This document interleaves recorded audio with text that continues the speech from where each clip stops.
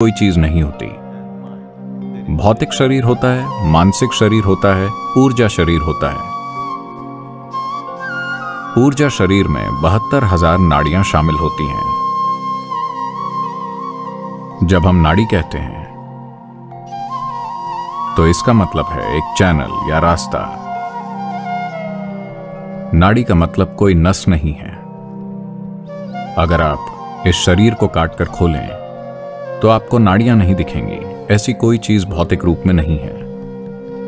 लेकिन अनुभव के तौर पर अगर आप अपने सिस्टम में ऊर्जा की गतिविधि की प्रकृति को देखें तो आप पाएंगे कि वो हमेशा स्थापित मार्गों पर चलती है, इधर उधर कभी नहीं।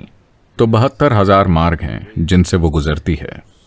36 दाईं ओर, 36 बाईं ओर, दोनों तरफ 36,000। दाहिने को पिंगला कहते हैं, बाएं को ईड़ा कहते हैं। इन्हें सूर्य और चंद्रमा भी कहा जाता है। तो ये दोनों ईड़ा और पिंगला या सूर्य और चंद्रमा, दायां और बायां, आपके मन के स्तर पर तार्किक और सहज ज्ञान को दर्शाते हैं। जब मैं सहज ज्ञान कहता हूं तो सहज ज्ञान बोध का एक और आयाम नहीं है, बल्कि सिर्फ गणना का एक और आयाम है। अगर आपके अंदर बराबर मात्रा में सूचना है, अगर आप तार्किक रूप से जाते हैं तो किसी जगह पहुंचने में 10 कदम लग सकते हैं। सहज ज्ञान मतलब आपको 10 कदम नहीं उठाने, आप बस कूद कर 10वें कदम पर पहुंच जाते हैं। मगर आज की आधुनिक शिक्षा प्रणालियां 100% सहज ज्ञान के आयाम को कुचल रही हैं। सिर्फ तार्किक को विकसित किया जा रहा है। किसी भी सहज ज्ञान को बकवास कहकर खारिज कर दिया जाता है। हर चीज के लिए आपको बहुत सोचना पड़ता है। जो आपकी दादी नानी यूं ही जानती थी, आज आपको वही चीज जानने के लिए अरबों डॉलर का रिसर्च करना पड़ता है।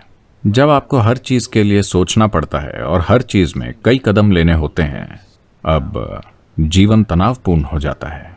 अगर कोई एक स्तर से आगे सफल होना चाहता है तो कुछ चीजें हैं जिनमें आपको उन्हें फांद कर वहां तक पहुंचना होता है। वही सूचना, वही चीजें, बस आपको हर बार उतने ही कदम नहीं लेने पड़ते। ये जीवन को तनावपूर्ण बना देता है, क्योंकि ये ऐसा है जैसे आप अपनी कार 2 पहियों पर चला रहे हों, बाकी दोनों पहिए खाली और सुरक्षित हैं। मैं नहीं जानता कि कब इस्तेमाल के लिए, पर 2 पहिए जो आप इस्तेमाल कर रहे हैं उन पर भारी दबाव पड़ेगा। योगिक प्रणाली में सहज ज्ञान की अहमियत उतनी ही महत्वपूर्ण है जितनी तार्किक की।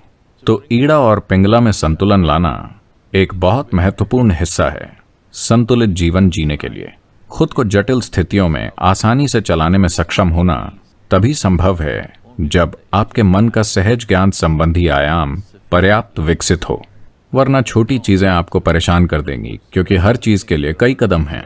यहां हम कुछ चीजें करेंगे ताकि ईड़ा और पिंगला में संतुलन ला सकें, जिससे आपको अनुभव के तौर पर इसकी एक समझ मिल सके। अगर आप अपनी तर्जनी उंगली को अपने नथुनों के नीचे रखते हैं और धीरे धीरे सांस छोड़ते हैं, देखिए कि किस नथुने में अभी सांस प्रबल है। कितनों का दाहिना है, बायां? ठीक है, ये दायां होता है या बायां? सिर्फ 2 बैरल हैं। अगर 25 होते तो ये कितना जटिल होता। अगर आप दिन भर के दौरान खुद पर गौर करें तो आपने ध्यान दिया होगा कि लगभग 40 से 48 मिनट के बीच सांस की प्रबलता दाएं से बाएं और बाएं से दाहिने की तरफ बदलती है। क्या आपने कभी इस पर ध्यान दिया है? यह इसलिए होता है क्योंकि सिस्टम के भीतर ऊर्जा या प्राण की प्रबलता, जो शरीर की जीवन शक्ति है, वो पिंगला से ईड़ा और ईड़ा से पिंगला में बदलती रहती है। हर 40 मिनट पर एक बार ऊर्जा के बदलने के बाद अगले 8 मिनट के अंदर सांस बदल जाती है। अगर आप सेहत और खुशहाली की संपूर्ण स्थिति में हैं तो वो कुछ पलों में, या हम कह सकते हैं तुरंत ही बदल जाएगी।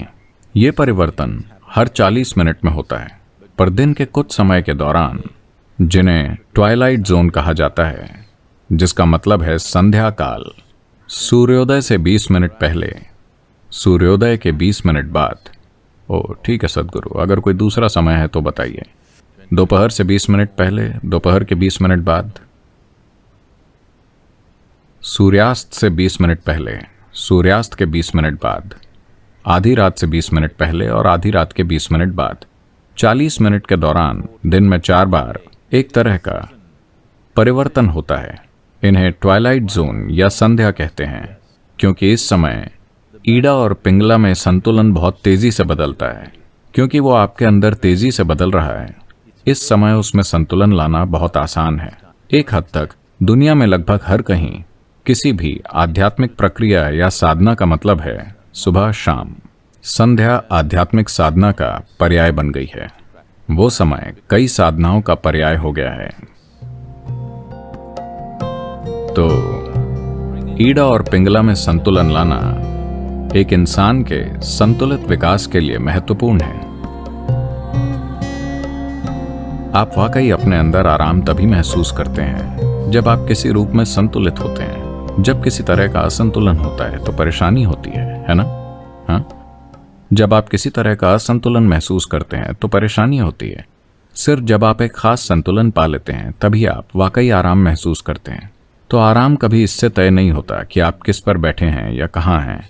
आराम इससे तय होता है कि आप अपने अंदर कितने संतुलित हैं।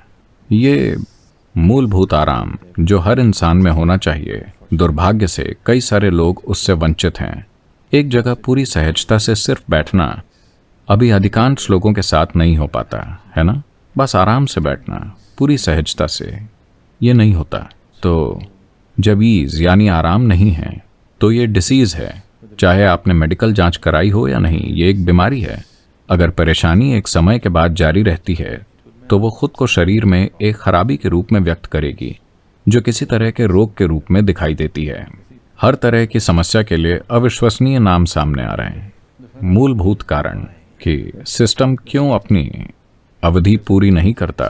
इसे अपनी अवधि पूरी करने के लिए डिजाइन किया है, पर यह अपनी अवधि पूरी नहीं कर रहा क्योंकि हम इसे असंतुलन के अलग अलग स्तरों पर रखते हैं।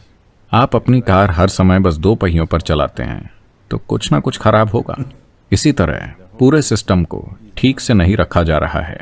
सिस्टम में पर्याप्त संतुलन नहीं है। केवल जब आप संतुलन में होते हैं तभी आराम होता है, वरना कोई आराम नहीं होता। कोई व्यक्ति आराम नहीं जान पाएगा जब तक कि वो अपने अंदर थोड़ा बहुत संतुलन न जानता हो। केवल जब आप संतुलित होते हैं तभी आप स्थिर हो सकते हैं। और लोग बीमार हैं। इंसान सिर्फ इसलिए बीमार हैं क्योंकि वो नहीं जानते कि स्थिर कैसे रहें। स्थिरता तब तक नहीं आएगी जब तक पर्याप्त संतुलन ना हो। केवल जब आप पूरी तरह संतुलित होते हैं आप अपने भीतर स्थिर हो सकते हैं, वरना ऐसा नहीं होगा।